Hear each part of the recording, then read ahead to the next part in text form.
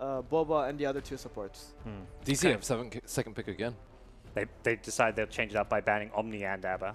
Talk about this is the way That's to approach definitely the RTK. play. And now the Warlock, I think, is actually a much more powerful first pick without the Abba being in the pool. You can't remove the Fatal Bonds like, with Abba. So now Warlock taking it away from DC. Very strong play from VG. Do you have to take Treant now? Do you have to take Treant? It don't doesn't know. synergize To as well, block right? pick. With the Warlock. Like with Warlock, you want this damage on the bonds. That's actually the biggest key point. Treant doesn't really provide anything for that. So you're sort of just picking two heroes that are team fighty, but you're relying on all your cores to do all the damage for you. A Nyx Assassin, wow. Very Okay, early. that's totally out of the blue. I mean, could be support Nyx, I guess, because it's been picked early. I don't really see like what kind of interaction it has with the Warlock. Like I think they just pick the Nyx, maybe hide something, or maybe it's for future picks they think VG is gonna take, or maybe even a future pick they want. I was going to say themselves. other synergy with what they want later on. It counters the free zeros. Ember, Storm, Medusa. It owns all three of those. Oh, Protects. that's true. There we go. Protects the Invoker now too. Okay. I guess in a way that ROTK does like playing the Nyx. Yes. So you are sort of taking that away, and it also stops VG from picking Medusa again. So two very strong points for sure. And Invoker too. Yeah, it gives Medusa's out of the table. Abba the Invoker was ridiculous on day one in the group stage. One hero I really like here is like Jug or Lifestealer, or two heroes I guess. Lifestealer a bit more, but it's sort of okay. There we go. We see it. Extremely powerful laner versus Nyx, and the bomb onto the Invoker with the Lifestealer. Invoker can't really do anything against Magic Community. He needs to build like 4-staff or Yules, but even then he most likely will just die under a bomb. So second phase bans. What do you like here, Gods? Probably some of those heroes that are going to be the most troublesome partners with the Lifestealer. Be it like a Storm Spirit, Slardar, any of those other kind of... I mean, there's a lot. There's always going to be something left, but take away the ones that can be most dangerous for an Invoker. I think FY plays a really mean Slardar. Yep. Yeah, I say Slardar for sure. Well, I really like that choice for sure. I'm not sure if DC thought this one through because they just picked the Nyx and the Invoker together, who are very weak versus the Lifestealer. Not sure like if they even realize that there's a potential for it. And they're not really banning any of the bomb heroes, right? They're just banning out the bad matchups for the Invoker. So the Templar, very high win rate hero, so I see that being a very good ban, but maybe they should consider getting rid of the Slaughter, since the other real bombs, I'm not so sure if FY is going to feel as comfortable with. The other hero they may consider if they were going to continue the trend of banning mids is the SF, because like you want that secondary core and like another DPS here to go with life, so you don't want this being like a single core. Yeah. I guess on second thought, like there is Bounty and Ricky available as well, right? So maybe the... Well, no longer Bounty, but... Okay. Those are way easier to deal with 4-staff, I think. Right. I think with a Slardar, it's like, it's just, you can die way too quickly. Nice thing about the Ricky and the Bounty is they have vision heroes, so they help find the Invoker, they help set up those kills by going for those, like scouting deep into the enemy jungle. Whereas Slardar, like you have to rely on smokes a bit more and having those deep wards planted, and with a Slardar Warlock, it's maybe hard to get that vision up. I think FY's really good at playing the Slardar without items, though. I think he's one of the best Slardars that plays pre-blink, which I think is why I would fear that the most if I were Digital Chaos. Yeah, I think Shadow Fiend does sound like a pretty good option for VGJ, since it doesn't really interact with Nyx. He won't really care about the mana burn, and then if you're laning against Invoker, you have a little bit of help. It's going to be very hard for that Invoker to lane against him. And just interacts well with the Lifestealer, the way these two heroes can kind of pair up. Got some good 5-man Death Bolt, take down some towers, take Roche. And VGJ would love to play a lineup like that. Yeah. Should you consider banning the Jug if you're VGJ?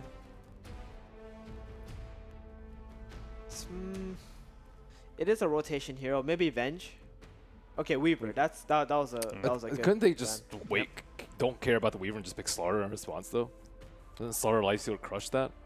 They can, but maybe they're worried about potential aggro tries. That could be very annoying since Lifestealer can't really contest it. But yeah, you're right. The Slardar Lifestealer would have been good. So DC go Magnus. Puts Nyx on the support most likely now. I mean, it's what, elimination game, right, for DC now, and this is Boba's pretty much most played offlaner in his pubs for the last 2 months. Yep. Basically. So they're just like, okay, this is it, guys. We I practiced for this moment. Yeah, I want to play my mag right here. But this also tells that the Nyx is going to be support now. Yeah. And it's not a very good roaming support. I think VGJ just got pretty much any pick of their roamer, because it's very hard for a Nyx assassin to just contest the enemy roaming hero. Yeah, or they were smart. They picked the Nyx thinking VGJ would think it was a core, so they would pick a lifestealer so they can then counter it. Interesting they get the Monkey King. It's going to be able to contest Magnus if he goes like greedy, falls back to his jungle to try. If you can zone him, he's going to have to go back Iron Talon jungle. That's where Monkey King can punish that, sap his XP, Yeah. be a nuisance. There it is. That's the jug right there. We're talking about it. Mag jug. And they've controlled the late game right now. DC, Mag Jug, Invoker. Like I don't think you want to go late game like, against this lineup. Yeah, this is looking a little bit like IG, isn't it? Yeah. Every time you see Mag Jug together, you're like, okay. And I feel like VGJ want to go like the newbie approach, which is 5-man Deathball down towers, get an SF, get an offlaner that can just go for like an early mech, Vlads, whatever it may be, some initiator, and then just take objectives as fast as possible. Because the later this game goes, the worse you look. Do they need to take that SF now? Or Yeah, it's going to be banned? If you want it, yes. If you want it. There's no... Like, this pick and the last pick doesn't really mean anything. Ooh, a return for the Centaur. Not favoured here, but was massively favoured at DAC. So that's one of our TK's Yeah. special heroes. So the offlaners busting out their signature heroes here. But yeah. So do we see the SF ban now? Did DC just get rid of it? You might not really care too much about it. Like, their late game doesn't become stronger with the Shadow Fiend. But maybe it could become stronger with, let's say, Storm Spirit. Even though they have a Nyx assassin, he can buy Lincolns, he can buy BKB, and you have like another way to get a bomb, and they don't really have that many stuns. It's They have, also like a mag. support, Nick, so you've got a bigger window where you can farm before the like Vendetta even comes up Right, too. right. But right now with the Shadow Fiend, I can't really imagine it really carrying them. It could be their pick, but wouldn't say it's favorable. There's quite a few options for Dubu here, Yeah. depending on who plays the And mix. You'd considering- imagine that's a 4, is it? Sorry, what? Dubu? Is that yeah, is Dubu or Demon going to play the Nyx? Dubu plays the roamers, but he plays a 5. Yeah. And Demon will just play the 4 on whatever hero that So he has a few he's- options here. He's got Earth Spirit, there's Ogre, Venge, Slaughter. There's plenty of options for Dubu. It's going to be a tough ban for VGJ. So they do ban the Shadow Fiend. Yeah. And like for the VGJ, if they whatever they pick in the centaur spot or the last pick, it doesn't really matter what order you take it in. It's just a matter of whether you think the enemy will ban it or not. So considering that the Shadow Fiend, they didn't take it there, most likely they didn't want it.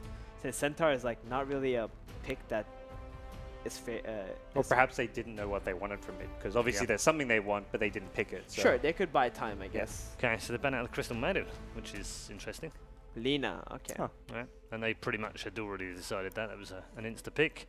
So does Dubu go for an Earth Spirit here? I think with the Nyx, it's maybe a bit weak. Like you can't secure your safe lane too well. What would you prefer? Ooh. Versus centaur. Again. See, this is the weird part, right? When Demon is not playing Warlock, they get really confused as to what hero they should pick for him. And now they've come down all the way to the last pick, and they're still not sure. So he's played like Dazzle, Lich. Oh, Dubu, you that's mean?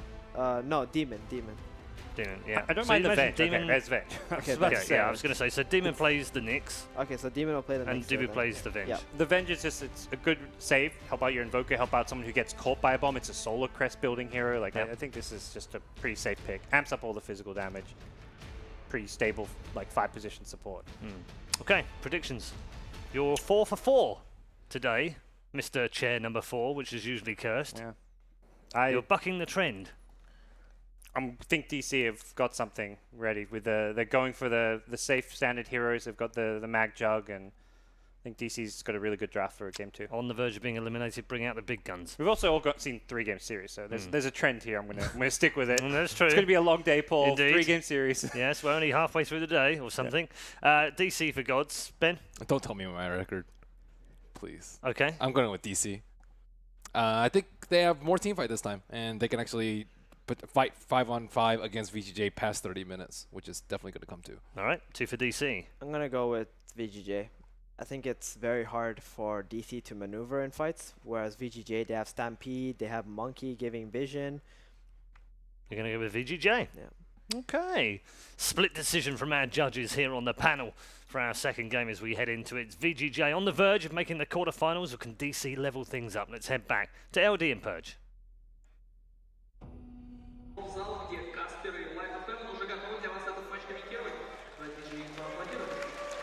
Ladies and gentlemen, welcome back here to the National Palace of the Arts. We are live from Kiev at the Major. Elimination Day 1 has begun well underway now. Kevin, as DC look to stave off that threat, force this series versus VGJ Gaming. Jay, to a deciding game number 3. Draft is now complete. Do you think they have what it takes? I think so. I'm a little unsure about their confidence, maybe. The series they played yesterday, for example, they took it 1-2 versus TNC. They played amazing in their early games, and then they really fell off a little bit after they lost some of that pressure. And considering how Game 1 went, where they had a lot of advantage, and then they dropped off and ultimately lost the game with some close team fights, that's got to hurt their morale a bit here. All right. Well, as mentioned, you know, this is a team that all the players are reasonably experienced on DC. All have competed at Valve events, but as a squad, it is their first appearance on a big stage. So sometimes that can be an issue, just not having, you know, good ways of like dealing with stress or avoiding tilt. So that said, their qualifier run was not easy. When you look back at how they got to this position, they did not go in as favorites in the North American qualifier. They actually struggled quite a bit and just like barely eked their way into the playoffs, and still ended up making a really good run. So I guess that bodes well potentially, is they're going to make the invasion play here, looking for FY, but it looks like Vici might be trying to punish this. Yeah, they're sticking around here. RTK's pretty good frontliner here. Oh, great stun by Demon. Could have been an easy first blood, but now Mason able to scurry away. Ooh, it's got Orb of Venom. This could be a further chase now. Okay.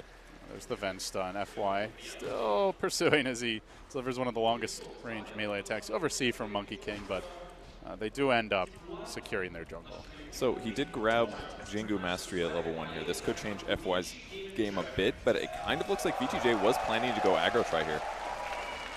No, swinging towards the mid lane, perhaps trying to get to the courier in time. But and holding that courier quite far back as the Monkey King sneaks in. Just a little, nothing to see here, folks. he says. There's the ping though from Abed. He knows where the Monkey King is. I don't think it's going to get to Abed anytime soon. In the meantime, aggro dual lane, Centaur plus Warlock. This kind of seems to be a bit of the hero the last couple days, though. Warlock comboed with a tanky offlaner. Centaur Warrunner has fallen off and picking a lot. Used to be top pick, but it's making a comeback here with the heals. Seems the locals may have begun imbibing as they start cheering for teams not competing in the match, but a slow and calm opening initially as we see Demon wrapping around, maybe threatening to go on RTK here. Could bring in Dubu and have some first blood potential, but Fenrir there to scout it out as he's going to get caught out in a pretty awkward position. Stun number 1, stun number 2. Mason taking the long way around. He's going to start spinning. Fenrir almost walking into it, but actually able to juke away. The Centaur just body block Mason for a moment, so uses that early Blade Fury, which does take about half his mana away, but will at least force the Warlock back for the time being. Demon's trying to chase him, has the boots advantage, has the stun, can maybe threaten for a kill here, but there's still Tango regen combined with the Shadow Word. Demon really wants this kill. He wants to give his team a strong start, but Fenrir is just a bit too tanky. Yeah, I think it's completely worth it for him. There's almost no pressure for him having boots. Mason played that perfectly. He spun early to stop the Centaur stun, but ROTK with the body blocks reacted to that perfectly to save the Warlock there. So not too much pressure from FY just yet here. Abed's still doing, actually he's doing terrible. 1 and 2. That's not good. That is a real bad start. Freeze currently 11 and 11. 22 total last hits in this lane. This reminds me a little bit of when they picked Abed the Alchemist in the mid lane. It was an Alchemist versus a TA. Not a good matchup. This one is a little better for Invoker at least, but Freeze is wrecking right now. Yeah, look at the pressure he gets, and there's still no points in Quas for Abed, so every bit of damage is just brutal to have to deal with as he'll drop his second to last Tango. trying to regen back up, but he's just getting completely bullied. And actually has to be careful not to drop into slave kill range with Freeze constantly peppering him. Even went for the double null tally for the extra lane dominance. So Freeze off to a fantastic start here mid, and doing it without really any help currently. I guess worth mentioning, you always have to be careful about FY potentially showing up mid. And that may be affecting Abed's ability to last hit here as well. Yeah, absolutely. I mean, he was watching his courier in the early game, worried about last hitting that way. He did try for like a Sunstrike right-click kill on the range creep early, and I did see he missed it. So that, I'm sure, cost him a little bit as well. But him grabbing the Wex is most likely because he wants Alacrity here. It's the only way he can be competitive with the Lina, at least right now, considering her early last hits. And of course, looking at DC, great comeback lineup as they have Empower, they have a melee carry to use it, they have a support in the Venge that scales very well, and of course Invoker with Sunstrike can definitely get back in the game should the Nyx be able to set up some ganks. But it's a support Nyx, so those rotations aren't going to be coming particularly early. Yeah, the fast 3 at 6, it's going to be so much better for DC, especially because Venge is not really the best roaming hero. Had some mana problems, not the best at bullying heroes. It's going to take Nyx setting up those Sunstrike kills. FY looking to set up here in the mid lane. DP from tree to tree might have been spotted. They saw them grab the rune, that's why. The DD disappeared, the Observer Ward was there, and now they know there's a smoke. A bit of wasted time as we're going to see the scan connecting. So Demon and Dubu still trying to figure out where to go. The scan's still showing. Heroes are in the neighborhood, so it's going to play this one safe. In fact, Freeze trying to reveal the smoke and does manage to clip Dubu, forcing him away. They did get a ward down on the high ground, so that vision perhaps will help stabilize this mid lane for Abed, but Abed really struggling early. CS game is on point for VGJ Gaming as they've got 3 in the top 4. Now the jump onto the top lane. Bulba getting caught out here on the Magnus. Can they chase him down? They've already committed the open wounds. They've got the phase boots. Bulba turning and trying for the Quelling Blade, but the first blood does go the way of Vici. Quick, decisive kill. They do kill Freeze though on the mid lane. Now, I didn't see how they wrapped around. They must have just ran through the jungle. Maybe it was Freeze feeling really safe because he did reveal them, but that's absolutely a big kill here. Yeah, he revealed one, I think, by that point. Demon's it was Dubu, I believe. Smoke might have worn off, but it also is nighttime, so you don't have the best vision. And yeah, there's actually way better wards around the mid lane for the Radiant team. The Dire team, it's spots near the rune spot where they might wrap around and gank the Warlock or the Centaur. Definitely a big target would be Warlock, but ultimately, because of that ward, Freeze ends up getting caught instead. So going to help Albert catch up a lot in the mid lane. He's actually still about 500 gold behind. Pretty big, but Invoker's a farmer. He may get there.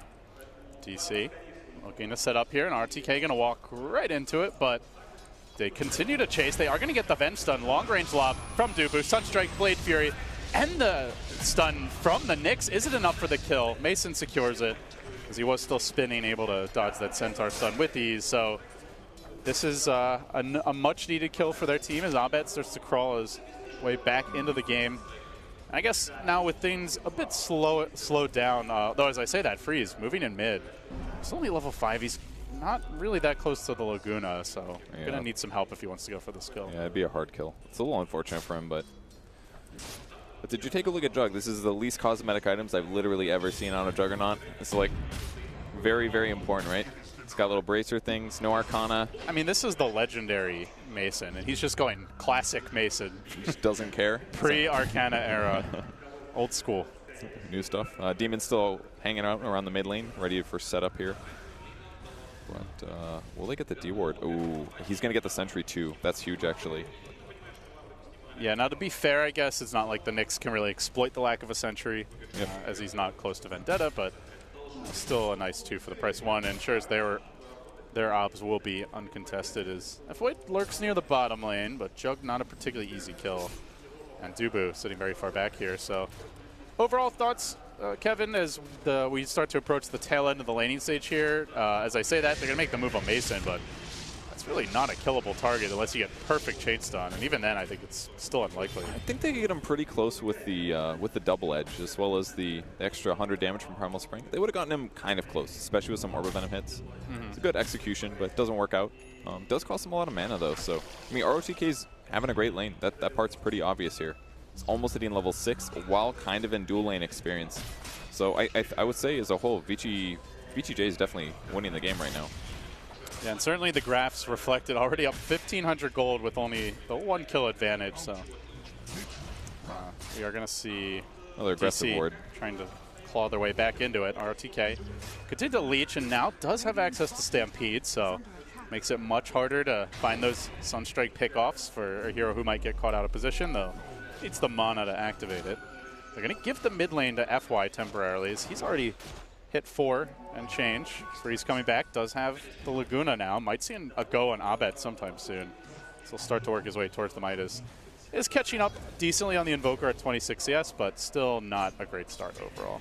And the supports on DC's side are still having a little trouble finding some action. I mean, they got the D-ward mid, they got the other Lina kill, but they've been looking for kills and not doing that much else. They'll give another shot at that right now. Smoke's popped. All right, who will they find? Dubu backing up Abed in the mid lane, and meanwhile, FY in position to reveal that smoke should they head back towards top instead. They're going to plunge into the dire jungle here, but Lina, Freeze in a good position. They go for the Wave of Terror. They don't have the follow-up, and now the TP rotation is going to come in. They did commit the Stampede, but that actually allows them to set up on a Demon. Rage from Aggressive, mauling away at the Nyx Assassin. Just a couple more auto-attacks will commit the Carapace for this. The Dragon Slave not timed quite right. Won't be enough for the kill there, but Aggressive able to get that one last swipe, bring him down. Pretty much perfect positioning there by Freeze when doing the Ancients there.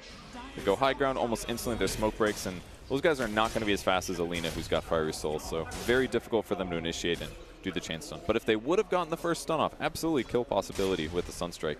So it was kind of a good attempt for DC, maybe not the right path to take, maybe a difficult gank to get in the first place.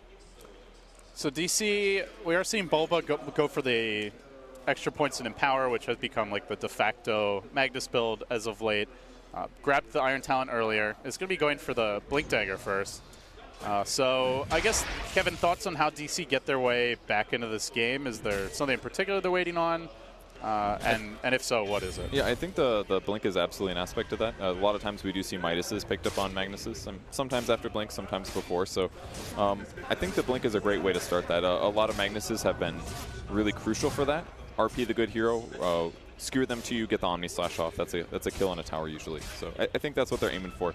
Little pressure pushes like this are really effective as well. These two supports are both very good pre-6, so this should be some. Mason getting a little low though. This is getting dangerous. A little scary as the jump comes in. Monkey King pouncing together with Aggressive on the Demon. Looking for the Carapace timing here. Aggressive able to finish him off though. Gets the kill. And the rest of the team forced to retreat. So tower still held bottom lane.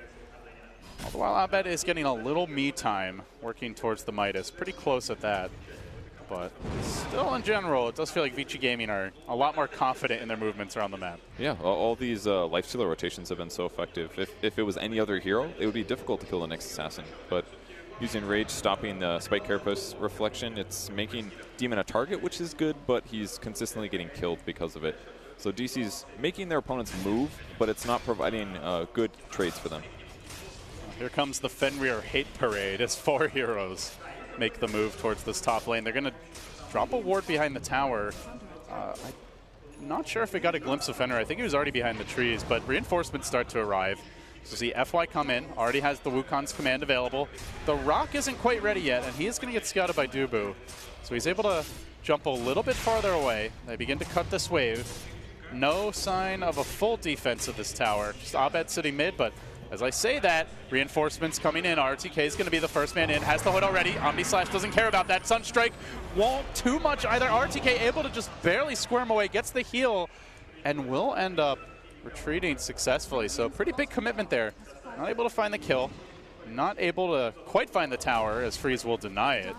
So DC, well, at least they don't lose anything of their own, but still not really finding the fights they're looking for. I think that one was a lot better, though. It was very similar to what we just saw in the bot tower, but despite the deny, definitely a great kill, or a great pressure. Forced so many heroes to rotate.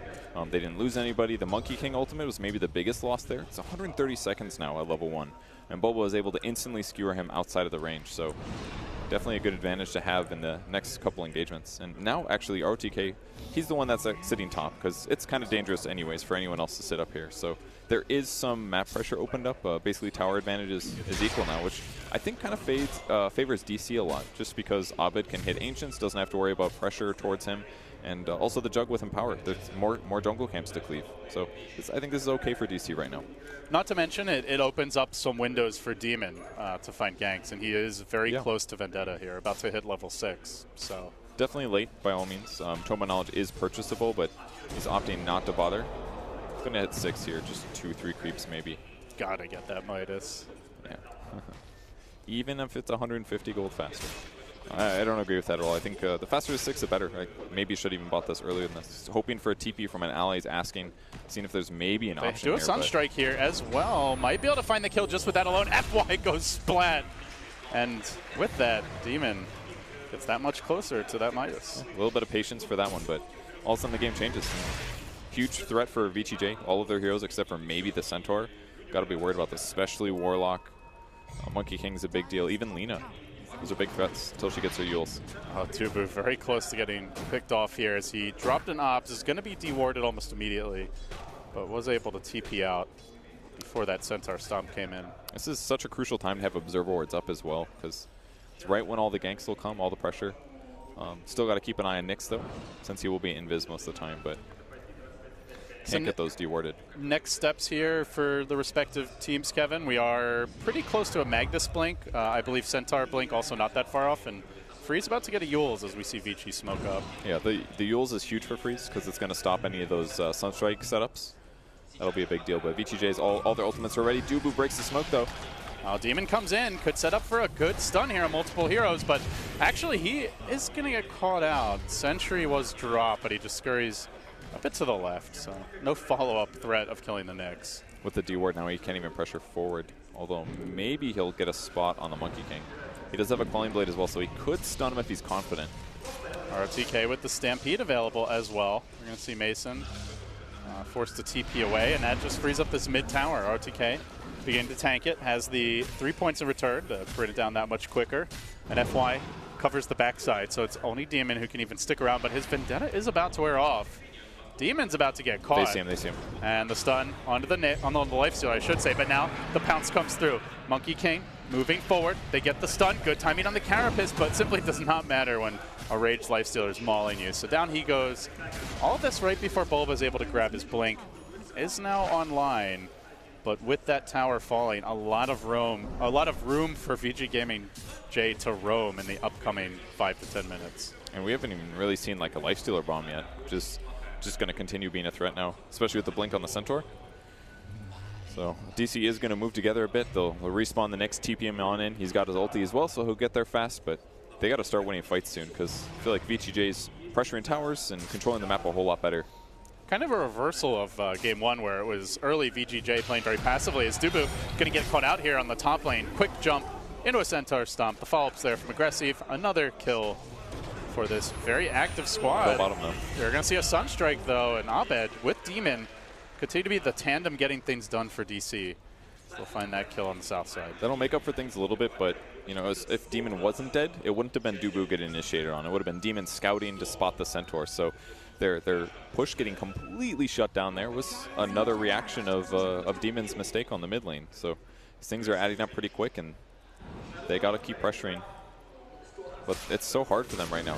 Their gimmies are killing the split pushing Monkey King, who feels a little bit safe, but that's not going to win you the game by itself. You got to start killing the Lina, maybe the Warlock.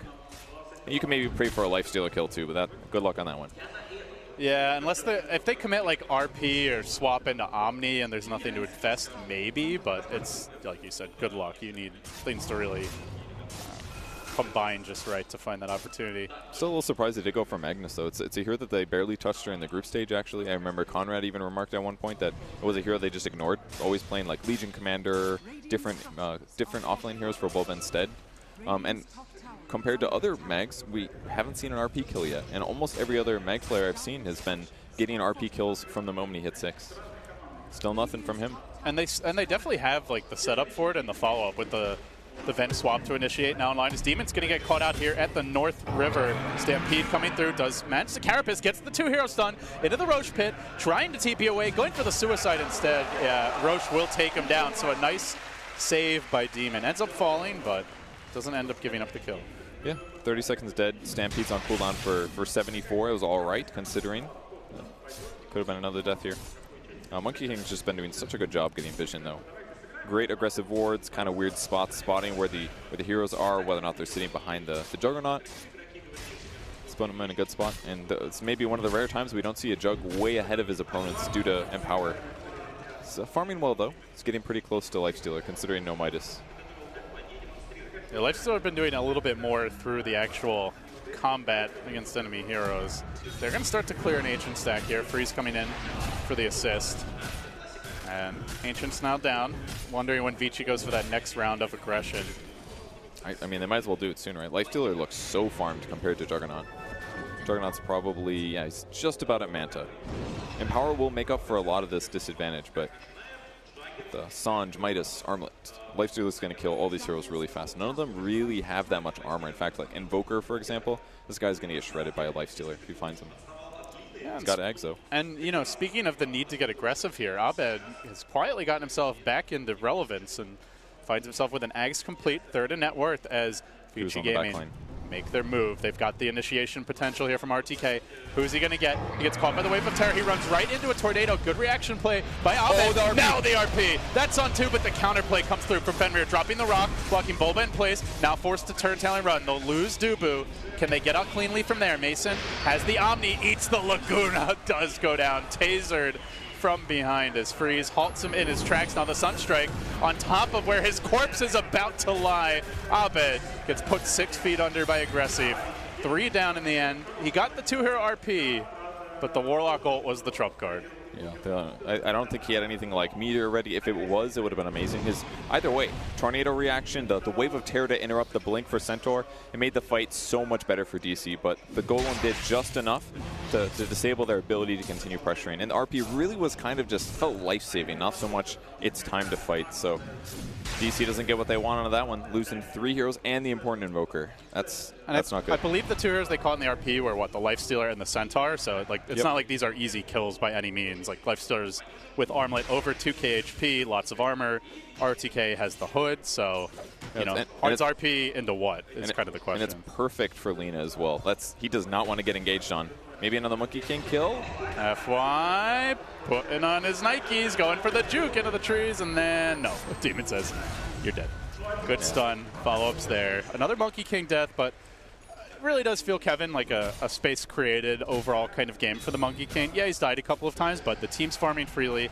He's getting good wards down in their territory, and he's still up there as far as net worth goes. Meanwhile, you've got Dubu running around on 800 net worth, and he's at 36. Yeah, and the hard part is, as well, is that there's so many heroes on VG Gaming that can find engagements, mostly the Centaur, but it's been a bit tougher for Dubu to just be what he should be, which is swap out a hero that maybe gets initiated on. And even then, it's what are you stopping? You're stopping Centaur stun, maybe Infernal Golem. It's not like you're removing, I don't know, Magnus RP, for example, like a big teamfight ability that's game-changing if you counter it. So it's difficult for DC to frame these fights in the way that gives them an advantage. And even if they do, I'm not sure if they have the best counters. So I'm curious for your thoughts here on the Lina pick from Freeze and the way he's itemizing. Went back for BOTs, now Bloodstone in the quick buy. Do you like the Lina build? Do you see Freeze going pretty late with this hero? He had to get the Yules this game. It was too important not to, because Omni Slash would kill him, a stun into Sunstrike would kill him. He needed the Yules to protect himself from those 2 things. So basically he's going standard now. And the BOTs on top of that, maybe to try to turn around some pressure ganks that happen in various places. The extra movement speed is potentially really good against heroes like Jug, maybe even Magnus as well. So the only thing I don't fully understand maybe is the BOTs, but I think the Yules super justified this game. I guess it's quite nice with the, you have like Stampede, you have BOTs and Lina, and maybe infesting Lifestealer, so the turnaround potential on ganks is a bit deceptive for VG. He's basically an IO, right? Jump in me, Lifestealer, we're going over there. A very tanky and potent IO, but yes, definitely. Did go the Light Strike array damage as well. Kind of interesting considering the Yule Scepter, but I like it. He'll be able to basically get free buybacks this game a couple times. Yeah, he'll have a very quick respawn as Freeze moves into the Roach Pit, is going to combine with Aggressive. Going back for the Dead Slater now. Sunstrike will scout this out, but can they get here in time? If the follow-up comes, that is another question. They are TPing into an Observer Ward. Demon showing himself. Centaur can't go though, he's getting hit by Roach. This is going to be, Monkey King can stop him maybe. Oh, he went for the stun, but he only hit a Rage Lifestealer, so Aggressive is going to get the Aegis for free. And now DC, having been scouted, might want to back away. Yeah, their tempo is definitely off here. They showing up to a Roche like that late is almost much worse than just not going at all, to be honest, because it barely slowed down VG Gaming at all. They still get the Aegis, and that's a bunch of TPs, movement. They know exactly where DC is. Their ward spotted out 2-3 of them, which means the next 45 seconds or so for VG's easy. They'll just wait till they're full healed, group is 5, and start pressuring those tier 2 towers. And again, that's all due to the Monkey King and that great Observer ward that's setting it up. So not something you'll see on the scoreboard, but something that FY still creates for his team. As Demon now moving through the Dire jungle. He actually walks past a minefield of sentry wards and into a dust. The stomp is there. Follow-up coming through. Aggressive. Rage cooling down, trying to wait for the right opening. Demon throws out a wild stun. But it's a swing and a miss of a gank. Maybe forcing it too much now, Kevin, is he's just desperate to set up these kills, but gets punished. Yeah, this is the first one the first kind of pressuring he did without a Monkey King being in a aggressive pushing position. So he even anticipates the ward on the high ground, but it's not actually what happened. Just all these sentries are very smart by VG Gaming. This is where the Nyx is going to go looking for cores, because that is the safest place for VG Gaming's heroes to farm. It's like the Great Wall of Sentries, right? Yeah. You've got to go like all the way into the top lane, and then you're just walking near the tower where backup can come in anyway. So. It's a lot of gold by all means, but if you're winning like this and you can continue getting those pickoffs and making sure they don't get pickoffs when you're winning with net worth, that continues your lead, helps you close it out. And as we talk a lot here, Freeze maybe going to get caught by Abed. Is on the hunt, throwing out the tornado, not going to connect. So we will see Freeze back away, but we talk a lot about the Nyx getting caught, and again, this goes back to your point, like we just haven't seen much out of Bulba this game as far as ganks go. Yeah. The 1 RP top, but actually end up getting punished. Now Mason trying to TP away. Dupu is there, has the swap available if it's required. Now stampeding through. He really wants this kill. Swapping mid-stampede, so still able to get on top of him is RTK. Now the follow-up coming through, the Boundless Strike. Laguna, they throw the kitchen sink at Mason, and it is enough to take down the big man. Now Freeze looking for Dupu here in the trees. Finds him with the Yules, throws him up in the air, drops him back down into the stun. Waits for the Bloodstone. I'll take one more charge, thank you. Up to 13 now. Have a good day, sir. Yeah. Still no big RPs. Hard for DC to find the fight, and they just look kind of broken after last game. Do you see that? What's the question about this team was how would they perform under pressure as a squad? You know, we've seen great individual performances from most of these players at the past Valve events, but not as a 5-man team. And VG Gaming showing backbone here as they lead 13-5, up by about 12, maybe 13,000 gold. Quickly making work of this tier 2 top. They'll bring that down too. Gonna reset, just to be reclaimed in 2 minutes, but I believe about to get the Desolator here on aggressive. Just needs the recipe, it looks like. So another power spike coming for this squad. To go with that, RTK has picked up a Reaver. So Bloodstone already, as you mentioned, online. Shadowblade coming for Freeze. All the cores are farming. The Monkey King's the only remotely poor hero, and even he's pretty close to a Basher, Kevin. VG Gaming are not only winning now, but itemizing so that their armory can just let them win like the next 15, 20 minutes with ease. And I don't see that same kind of strength out of DC. They still have Midas on Nyx Assassin. He's hoping to find a free Monkey King pushing out the top lane, so they're using the illusions to sort of bait that by pushing, but it's so tough for them to find these kills. Even if Demon walks into Freeze here, I don't see that working out so hot for them either. Yeah, remember, you walk into him, you have to worry about the stampedes. You have to get a clean kill, completely chain stun him, or he's likely to get away. They just all look so safe on VG. Look, they're actually spread 5 across the map, taking whatever they want, continuously putting wards in the place where DC is going to have to cross to actually gap close to them. And honestly, even if DC uses a lot of smokes right now to get some of these kills, if it's not more than 1, I don't even know if it's worth it. Because on this trajectory, VG Gaming is going to get so far ahead that DC will really need smokes at some point to win major team fights. Well, these Infest Bombs just got a whole lot scarier. Now, you don't see her coming, but Freeze could well be the vehicle delivering that Lifestealer payload. Probably not into a team fight, but certainly into a pick-off. Yeah, and hard as well for DC to get the engagements. Even sometimes being invis for half a second cancels a swap or disjoints a stun or gets you just a little bit of distance between you and your opponents. Have we only seen the 1 RP this game from Bulba? I think that's the only one we've seen. It's a great RP, but maybe needed more. Sentry down does spot Freeze very briefly here. It's going to make them unconfident. Dubu. Dubu made a boo-boo. He gets punished for it. VG Gaming catch him out, and now perhaps transition into a push, though. The only tier 2 up is the bottom. So Abed's going to push that lane out as he works towards the Octarine. But at this point, if you're DC, what is the game plan? Is it just play the long con and just try to take it ultra late, just looking to farm on, you know, Mag, Jug, and a split pushy Invoker, or do you try to find a fight? I think they might be biding some of their time. Obviously, they'd love to get a free pickoff or something like that. Yeah, they're just constantly hunting for Lina. They did this on the top lane as well. Sentry down, wait to see if Lina approaches, or maybe another hero if they also have Invis.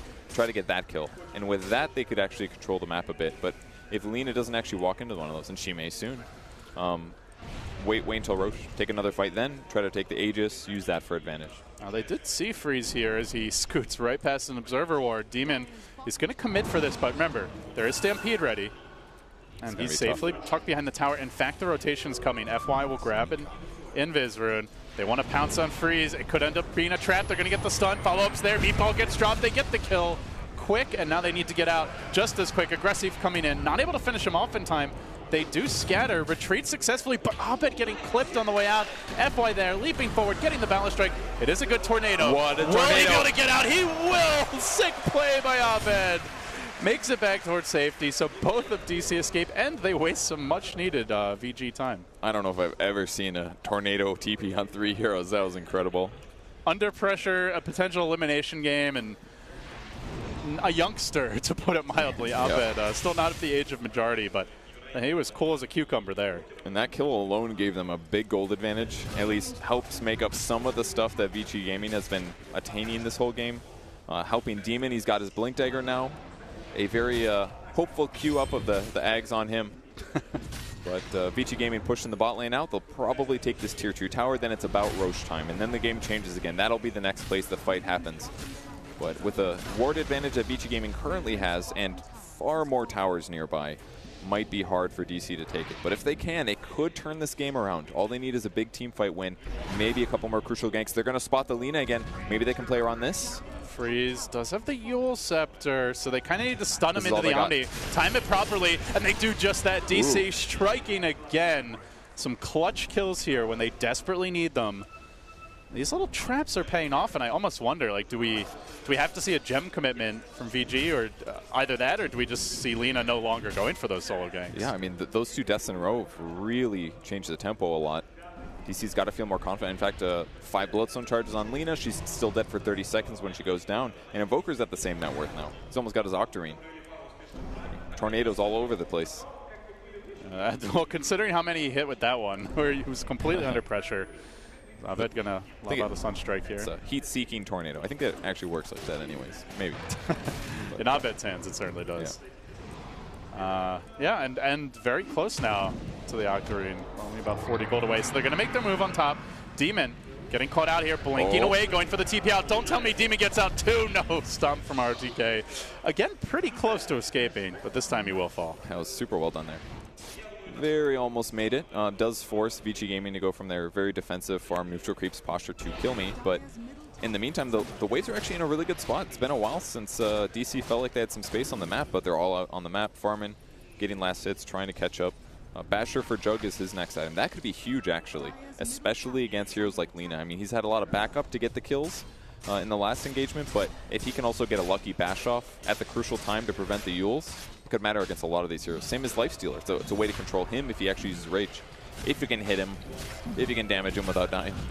A lot of ifs there. But yeah, I was wondering, would Vici commit to a gem, and FY does exactly that now. So perhaps this will be their tool, not only to sniff out some of these traps and get rid of at least all the sentry wards that have been littering the map, but also maybe catch Demon when he's on the gank. So could be a big pickup. We'll see. Yeah, that's another question. Is he going to see it, or is it just going to get him a kill right off the bat? Let's find out. Kolba on the move, bottom lane, smoke, hasted, has the Shadow Blade, all the mobility in the water. I think he actually walked into tower range there. The ping came out, and immediately they run away. So either saw him or just suspected it. As Aggressive walks on the high ground, has the Aegis, Blink stun is there. Will deal with those illusions, but Vici wasting no time in starting to threaten high ground here. That was pretty good defense right now. I mean, Demon's level 14, so his mana burn's actually maxed out. That's so significant right now because he actually skipped his talent tree. Very uncommon, but because of it, they get to mana burn like 3 times there with a 4-second cooldown instead of the 12. A little bit of pressure on the Lina, but she's completely fine. Abed also did take the tier 2 tower right before that mid pressure, so DC, they're scratching back up into this one, I think. Yeah, DC definitely ramping up as Abed already completed the Octarine, now building towards a much-needed BKB. There is a Lina eggs in the game, but aside from that, lots of things that he would love to stop, I guess, most notably that Centaur Stomp follow-up to help him reset and get into a better position. Centaur is definitely a big threat. Even like Boundless Strike could be huge. As long as he keeps himself out of the Monkey King ultimate, then probably won't be stunned too many times. He may get 3-shot by the lifesteal. That's definitely the biggest threat on the map right now. That guy's going to kill people no matter what their stun or magic immune situation is. Yeah, they really want to be able to kite him, and once the rage is down, he's quite easily dealt with, should like at least a decent number of their heroes be alive. But with an Aegis, you're definitely not killing him early in the fight, so gotta just try and avoid him as much as possible. With that said, the mana drain is a huge aspect of this. They've got Diffusal Blade Manta on Jug, and they've got the Nyx Assassin as well. Mana drain him, he's got no open wounds, he's got no rage. It's going to be a whole lot easier to kite this guy. So they just can't get jumped on, lose somebody right at the start of the fight. And really the juiciest target to go for is definitely Invoker. Lots of HP, but no armor. This guy's going to die real fast if he gets caught. Yeah, he will. But Abed, he's done quite a good job at not getting caught at all this game, really. 5-1-1. And he's been pressuring quite a bit, finding the kills, split pushing. Remember, this was a guy who started the game, 1-2 in CS against an 11-11 Lina. There was a Monkey King trying to snipe his courier. Basically, he was under a full-fledged assault in the mid lane, but he's the second most farmed in the game. He hasn't let that throw him off his game too much, and now pulling his way back into it as VGJ Gaming went for the smoke earlier on the north side of the Radiant Woods. Didn't find anything, dropped a ward, though, and continue to pressure these lanes, but Abed just back to his old tricks, pushing out bottom, nearly has a BKB, and showing no signs of letting off the gas pedal here as he tries to avoid that difficult fight against the Aegis mid lane, but Aggressive wants to force it. He rages pretty early, and he just jumps in, starts hitting the tower. He gets eyes on Demon, looks for the quick kill, he'll munch him down. Big grab, does have the buyback, might have to use it. Now, look for the turn as Abed does a decent amount of work here on RTK, gets skewered out of the way, has no mana available. Meanwhile, on the backside, Mason comes in, decapitates the Warlock before he's able to drop the Golem, and now they can move back in, maybe onto RTK, but he's so damn tanky, has the Shiva's armor, has the extra HP from the Heart of Taras. He survives an absolute barrage, and still Aggressive also left standing. They're able to finish off Demon. That's a dieback for him. Out of the fight for 50 seconds. A clutch player at this last TI, but under the gun here as they are about to lose the racks, and now it's Bulba's turn to whip! A double disaster and double trouble for DC. Can Abed save the day up against the absolute hardest fight of his career, dare I say it, as they continue to work on these racks. They're going to bring down the melee mid. That's a full lane caved in by VG. They didn't even get to use a Warlock ult that fight, Kevin, and I don't think they're going to back here. They know there's no Nyx for 20. They head right towards top. Mag does have buyback, but no ultimate, which kind of removes a whole lot of advantage there. And almost every single time that Aggressive uses Rage, a lot of bad stuff happens to DC's side, whether it's buildings or heroes. Bulba, can he at least get like a decent blink skewer? I don't know who you go for, maybe the Lina, but he's got to find some opening. As looks like they will end up backing. They're content with the first lane, so yeah. The base now very open. Shrines likely to fall momentarily, as we do see that VG Gaming rotation. First the North Shrine. I imagine the South soon to follow, but map control certainly theirs, and I imagine just looking for that next good fight to try and take a second lane. Yeah, I mean, after that advantage, especially with a dieback, I guess he did spend his time in the fountain at least, but VG Gaming, they're going to be able to control the map again. I mean, play it out safe. Look at the ward vision again. They've got sentries everywhere. They've got observer wards everywhere. DC does not have good control of this game anymore. A very revitalized VG Gaming, who, you know, had a pretty big hot streak and looked like they might be the top team in China going into DAC. Then it was IG who kind of seized that mantle, has looked dominant since then. But VG Gaming coming back not only into this series, but also into this tournament and potentially giving themselves a boost to a hopeful TI invite if they can keep this up. I thought for sure you were going to say Indoor Hearts. I felt it coming. You And didn't go there. and then I let you down. And No, it's okay. It's a little cliche, but I would have felt good about it. But not now. Cold Heart continues. Of all the people to bring that up, Kevin, I didn't think it would be you. Yeah, me neither, actually. What's happening? Purchase Is VGJ Gaming changing me right now? Things I never knew.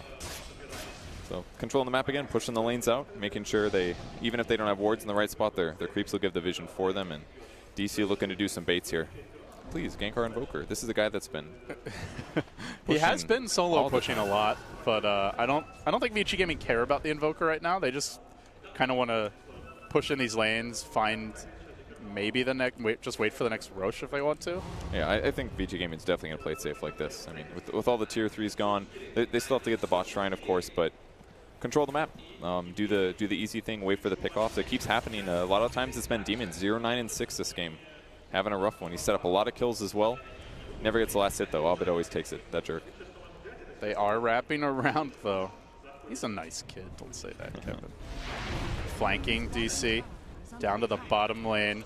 Looking for freeze, and they're going to get the jump on him. The follow-up connection is there. Sunstrike ends him nice and early. Lina does have the buyback if needed. Does she want to commit it? Out for 30 seconds. Now the rock gets dropped. FY turning, fighting, has the Wukong's command, getting the bashes here. Chain stunning Mason down. Buyback. That's a support Monkey King, but sure doesn't feel like it. Aggressive there with the follow-up, and now straight on to the tier 3. No buyback on Jug, no buyback on the Venge, so they're down to a 3v5 as Lina gets back into it. This could be the end for Digital Chaos as their hopes of a run at Kiev grow slimmer by the second.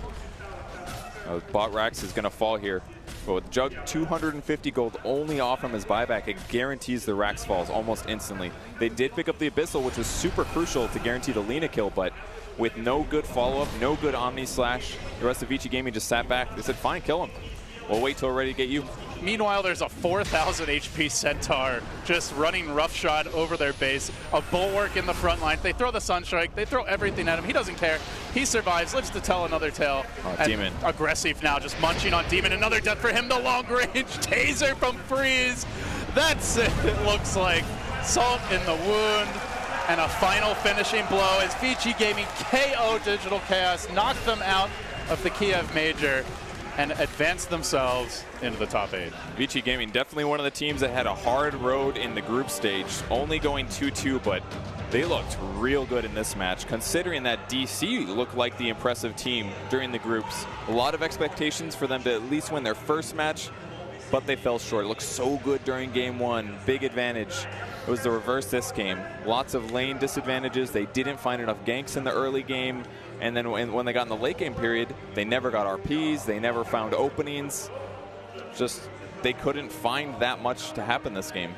Well, I mean, you look at this guy, the man, the myth, the legend, RTK himself. This is a veteran team. Not only RTK, but Aggressive, FY, Fenrir.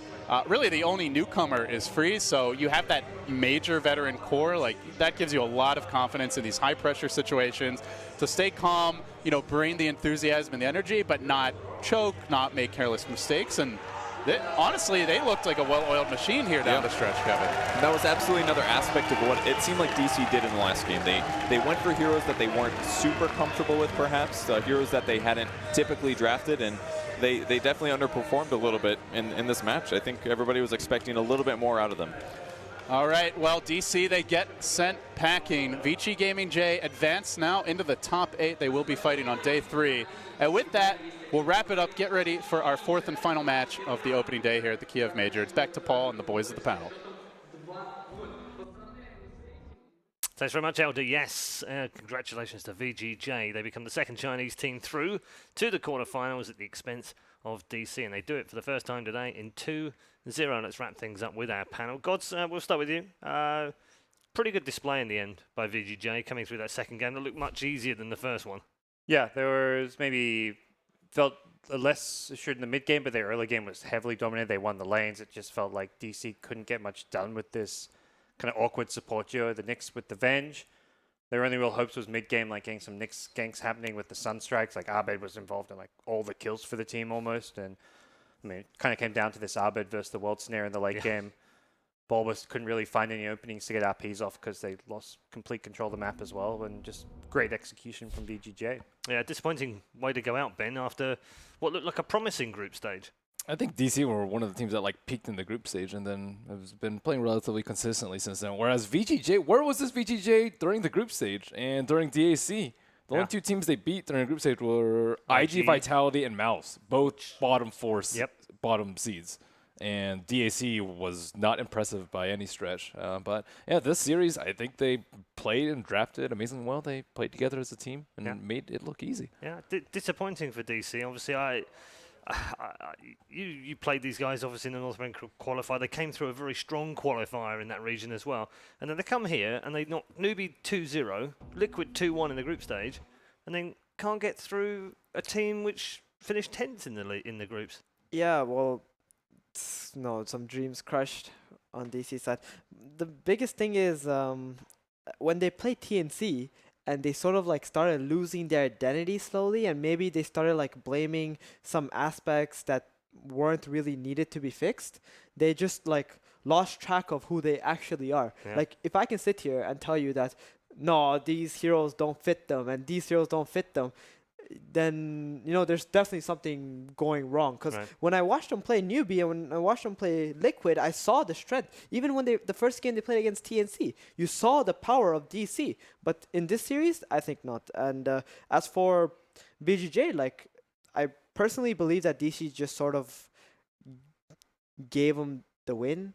So in a way, like they overthought things. For example, in the second game, they probably felt like in the first game they couldn't take it to the late game, so they overthought the late game. They took Jug, Mag, Invoker, and then they picked a Venge carry, a really greedy carry to try and top it off. But they already had a Nyx, who's a weak carry. A weak support.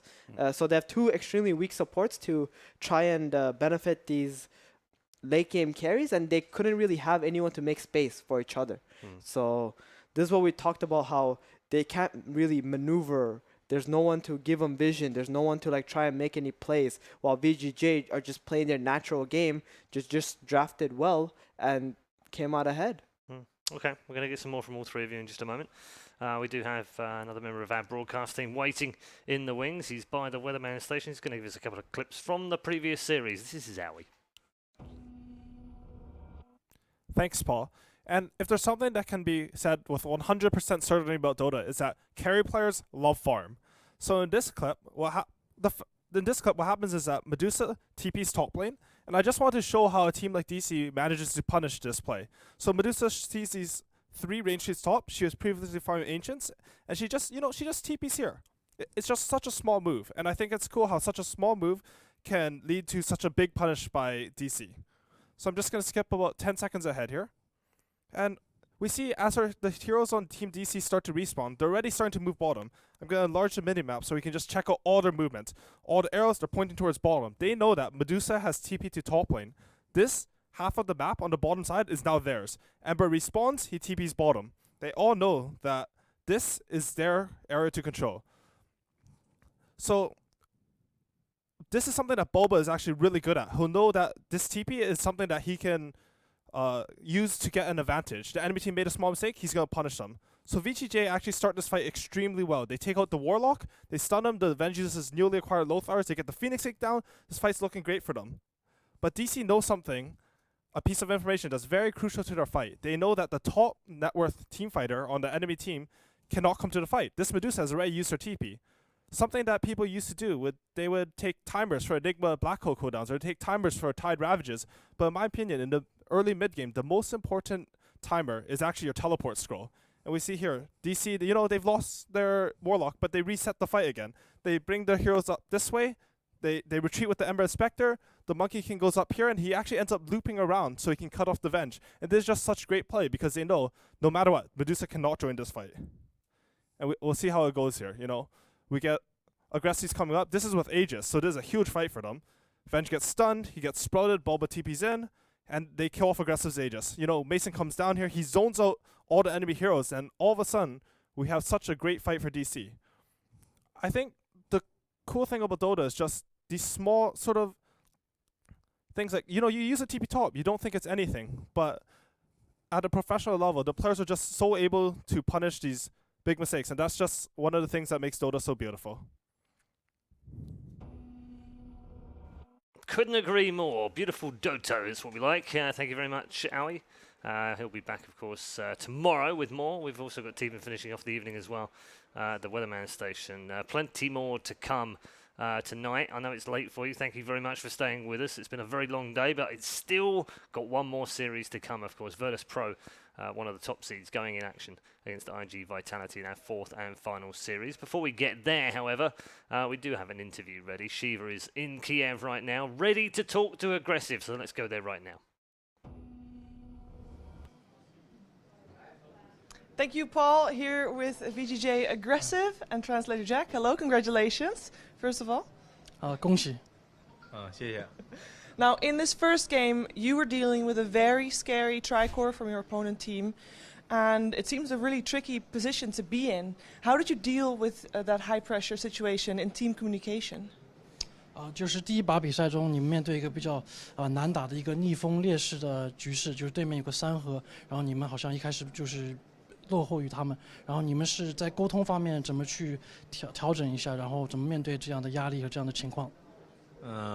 我们第一把的阵容是比较偏团战的，美杜莎、凤凰、大树，前期的那种小节奏会比较少。他这种英雄的话比较吃自己大招，对吧？然后前期线上小猎，就是说前期他们3核可能会比我们更肥，但是我们这个阵容呢就是团战，可能经济少一点也没事，就是我们都非常有自信，可以不用急，就是和平跟他发育，然后我们等关键装备就能跟他们打，所以我们一点都不急。因为首先也因为他们3核里面有一个先知，这个英雄是一个大家都知道比较前期的英雄，对吧？然后他打到后面的话，他经济虽然高，但是他团战的作用其实就那么一点。但是反观我们这边美杜莎，其实对面火猫的话，然后我 VS 搭配他，然后加上我们那个就是比较肥的哑巴盾的话，出辉耀的也能，我们也是3核，但是我们3核只要经济不落后对面太多的话，那个团战肯定是我们好打，因为我们的双酱油大树凤凰比对面的双酱油厉害，打到后期会更有用。We weren't really in a rush because we had more of a team fight lineup. So for us, we were expecting to be a little behind or have some disadvantages in the laning phase. But ultimately, for our lineup, we had a Medusa, and then versus some of their heroes, for example, Nature's Prophet, they'd have advantages in the laning phase. But later on in team fights, we would still have the overall advantage. Based on some of our other heroes like Tree and Phoenix, very strong supports late game. We were okay with kind of being behind in the laning phase because we knew that ultimately in team fights, that's where our strength was. And so as long as we could reach this state where we'd both be able to peacefully farm and build up, and by the time we got to late game, we'd be able to take team fights. So we weren't really worried about it. As soon as we got to later on with our heroes, we also had 3 cores with Abaddon and Venge. We'd be able to take them later on. All right, thank you for that answer. Now, you seem to have played 2 very different styles cores in the games just now. In the first one, you were more of a space-creating fighting core, and in the second one, it was all-out team fight, and you were the number 1 position. So in one, you were kind of the number 1, and the other one, you were the number 2 position. Which style do you prefer best? 就是在这2场比赛中，你打的大各位就是可能风格有点不一样。第一把你可能打的是那种更制造空间的那种，比如说那1号位VS， 然后第2把你打的可能是更偏团战的，就是小狗一直抱着团跟队友一起去打。你是自己更喜欢或倾向哪个风格？其实你说的我第一把和第2把，一个比较偏团，一个比较辅助。其实我觉得上把那2个英雄都比较偏团战，然后 VS， 但是他就是第一把的 VS 的定位，它是更多的是辅助我们中单美杜莎，然后让他成为一个就是相当于是 BOSS 吧，然后让他非常的屌。我是专门辅助他，但是第2把的话，那个位置是相当于我是那个核心，然后中单的话是一个法师，就是需要我站出来像第一把的那个美杜莎那样无解肥，所以说这2个风格的话，我觉得我都能打，然后更喜欢哪个一点呢？可能更喜欢第2盘的小狗一点。So I feel like in both games I did have this team fight style. It was just a little bit different. So in the first game, as a VS, my job is kind of our team wanted to turn the Medusa into a boss, unstoppable. And so it was a little bit different play style for that. I had to do certain other things. But for the second game, it was more of I had to get really big and farmed on my own and be able to stand on my own because we had more of a mage or a caster coming out of our mid. And so both I would consider team fight, and I would say I kind of enjoy both of them. Fighting cores is what you like to play. Suits the name, so that makes sense. Now, in the quarterfinals, you'll either face IG Vitality or Virtus Pro. It's the match next up. Which one do you expect to face the day after tomorrow? 就是8强，你们面对对手有可能是 IGV， 有可能是 VP。那你们更预期的会面对哪一支对手？我预期的话，我觉得我们应该会对阵 VP 吧，因为从他们两个队的小组赛的表现来看的话。VP 这个选手应该更强大一点，他们的胜率会更高一点。我喜欢打哪个对手，我觉得两个都行，但是相对于 IGV 的话，我们更了解一些，可能打他们的话，我们胜率可能会相比 VP 要比较了解，会高一点嘛。We think it's more likely that we'll face VP because based on their group stage performance and their win rate and stuff, maybe more likely that they'll advance. But in terms of who we'd rather play, I think maybe because we know IGV a little bit better, we might want to play them, might have a better chance of success against them. All right, we're going to find out very soon. Thank you so much for taking the time to talk to me. Paul, back to you. Thanks very much, Shiva. Yes, aggressive there. Winners in the third of our round of 16 matches today. One more to come, of course. Virtus Pro versus IG Vitality. We'll finish up with final thoughts from our three members here on the panel. Stephen, just wrap up for us, if you will, the VGJ victory. Do you think they can go a lot further in this tournament, or do you think maybe the quarters is as good as it gets for them? Well, it definitely depends on the next opponent, of course. I think VGJ, very strong team. They know how to handle things under pressure. We saw that. They came out ahead. I didn't feel like there were any hiccups from them. So I think there's a very promising future for them in this tournament. Okay. Ben, similar question, but this side on the DC side, where do they go from here? Obviously, TI is in the back of their mind as to wanting it, but they're going to have to go through the qualifiers. There's no doubt about that. Same advice as I gave to the earlier team. Don't disband. Okay. Like every team who's lost. Can we just record Ben doing this at the end of every game so that you can say it once more? We just play the video. Well, it's an NA team, so I think they have a far more likely chance of disbanding that. And it's a team with Mason and Bulba and Demon. It's just. What are you trying to say? They disband often. That's what, he was on a different team for TI. Demon was on a team for TI. I bet was on a different team for TI. Okay. All right. Do I need to go on? All right. It's fair. It's fair. But from VGJ, that was the first time I actually seen an aggressive smile. He was smiling at the beginning of the interview. He seemed happy about his victory. And I think they finally played well, I would say. Played the way they wanted to play as well. Yeah, and a lot of other teams in the group stage, or a lot of their other games, it just did not go very well. I'm sure owner Mr. Jeremy Lin's very happy right now. God's, your final thoughts on the match? Yeah, I think DC, it's disappointing for them considering the great group stage they had, but it's definitely something to work on. It's their first big major. They've grinded to get here. They've kind of been like third fiddle to NP and Complexity for a while in the American scene as far as all these qualifiers go, and I think they're just going to take this experience and help move forward. Keep playing the NA region, playing through these qualifiers, and work towards TI now. Okay, thank you to all three of you. We will be back with a new panel, of course, for the next matchup, which, as I said already, is Virtus Pro versus IG Vitality. It's our final series of the night. Before we get to that particular matchup, though, let's check back in with Sir Action Slacks, another edition of the Kiev Cup Challenge.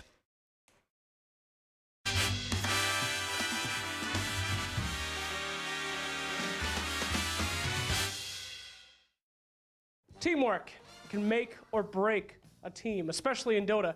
Most people think that teamwork is positive, but sometimes it can be horribly negative, especially in a game.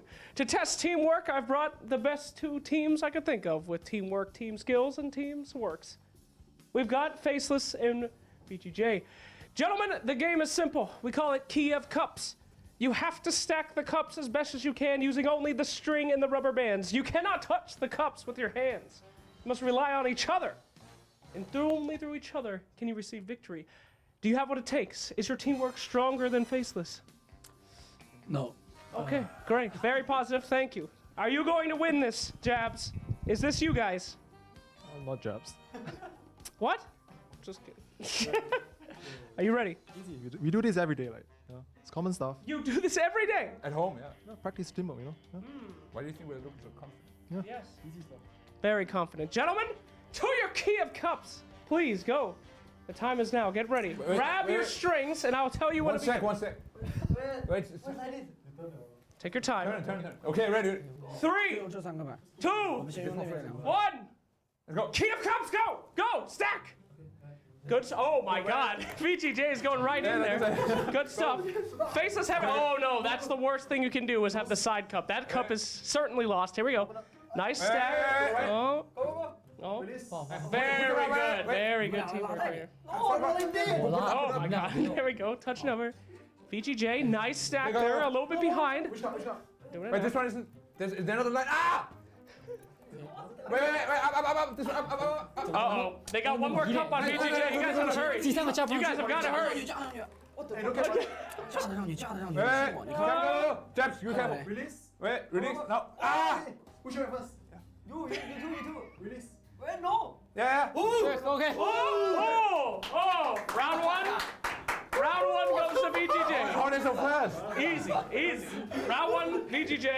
It's a best of 3 as always. Teams. Oh, they're so fast. So, here we go. Now you guys, we're doing it again. However, you will have one handicap now.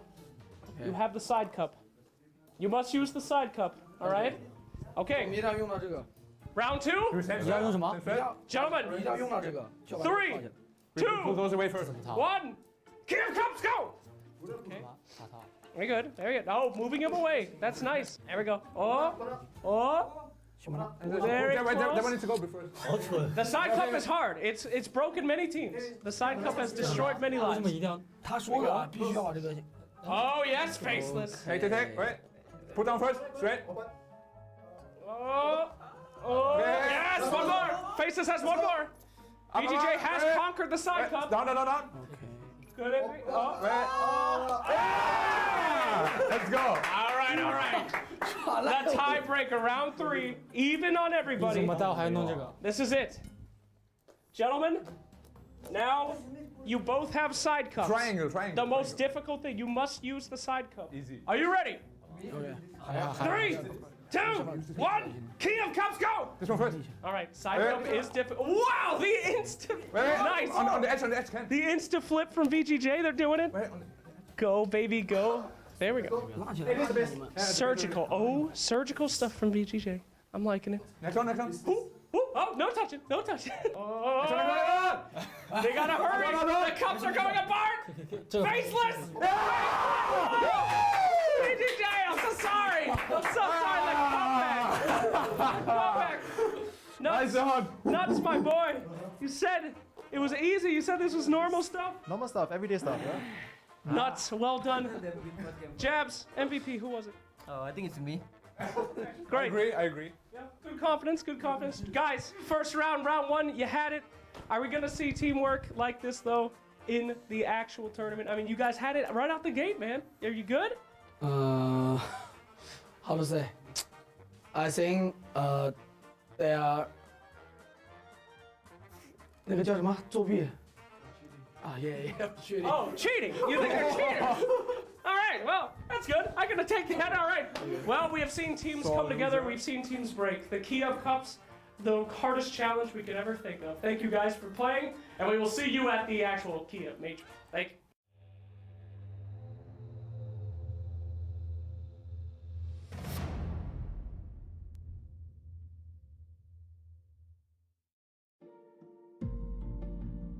A game changer is that moment when you see something others don't. It's the big idea that causes a dramatic shift in the landscape. It's the place where preparation meets passion. We think passion is a journey, not an it, but a how. How far have we come? How can we tell a better story? How can we reach the most people? How far can we go?